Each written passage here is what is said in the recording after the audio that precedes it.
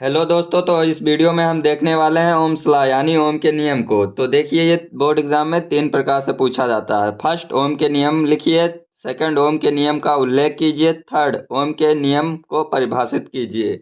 ये question board exam में 3 प्रकार से पूछा जाता है, बट तीनों ही क्वेश्चन का एक ही तरह का आंसर होता है। तो इसी बारे में हम लोग बात करने वाले हैं। मैंने इसका डिफिनेशन किया हुआ है, जो कि मैं आज आप लोगों को बताने वाला हूं। तो बोर्ड एग्जाम के लिए ये मोस्ट इंपॉर्टेंट क्वेश्चन है, तो वीडियो को बिना स्किप किए लास्ट तक देखते रहना। तो चलते हैं आंसर की तरफ। तो आइए देखते हैं। हम लोगों को क्वेश्चन 3 प्रकार से पूछ देता है। ओम के नियम को लिखिए, अथवा ओम के नियम का उल्लेख कीजिए, अथवा ओम के नियम को परिभाषित कीजिए। इन तीनों में से कुछ भी पूछे तो सेम टू सेम लिखना है। तो आइए देखते हैं ओम का नियम क्या है। यदि किसी चालक की भौतिक अवस्था विशेषता ताप में कोई परिवर्तन न हो, तो उनमें बहने वाली विद्युत धारा सिरों के लगाए गए विभवांतर के अनुक्रमानुपाती होती है। अनुक्रमानुपाती कहने का क्या मतलब है, आप लोग समझते हो। मतलब देखो, मान लो दो चीजें हैं, एक ये और एक ये।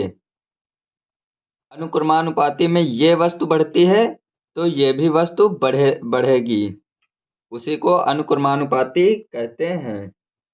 और व्युत्क्रमानुपाती में ये वस्तु बढ़ती है तो ये दूसरी वस्तु घटती है। तो मैं एक बार और रिपीट कर देता हूँ। यदि किसी चालक में भौतिक अवस्था विशेषता ताप में कोई परिवर्तन ना हो, तो उसमें बहने वाली विद्युत धारा सिरों पर लगाए गए विभवांतर के अनुक्रमानुपाती होती है। तो इसका डेरिवेशन देख लेते हैं।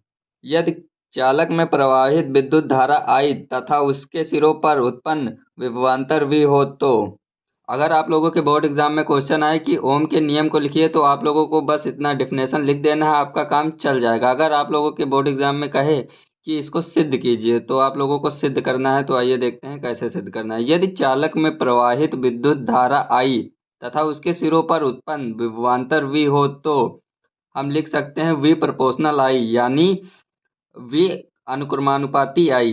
मतलब देखिए, अगर V का मान बढ़ता है तो I का मान भी बढ़ेगा।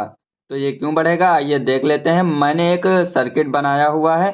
तो देखिए, ये सर्किट जिसमें एक रेजिस्टेंस R है, यानी कि प्रतिरोध लगा हुआ है, जिसका विभवांतर मान लो V है। यहाँ से धारा I बहेगी, A तक आएगी, और B तक आने में जो कार्य होगा वही विभवांतर यानी कि V है। तो जितनी विद्युत धारा होगी उतना ही विभवांतर होगा। तो I का मान बढ़ेगा तो V का भी मान बढ़ेगा। जैसे कि हम लोगों ने ओम के नियम में पढ़ा है, V प्रोपोर्शनल I या V बराबर IR। यहाँ R एक स्थिरांक मान लेंगे, जहाँ R समानुपाती नियतांक है, जिसे चालक का विद्युत प्रतिरोध कहते हैं। यदि विभवांतर को वोल्ट में और विद्युत धारा को एम्पियर में मापा जाए तो प्रतिरोध का मात्रक ओम होगा। तो बस यहाँ तक ही सिद्ध करना है और आपका क्वेश्चन कंप्लीट हो गया है।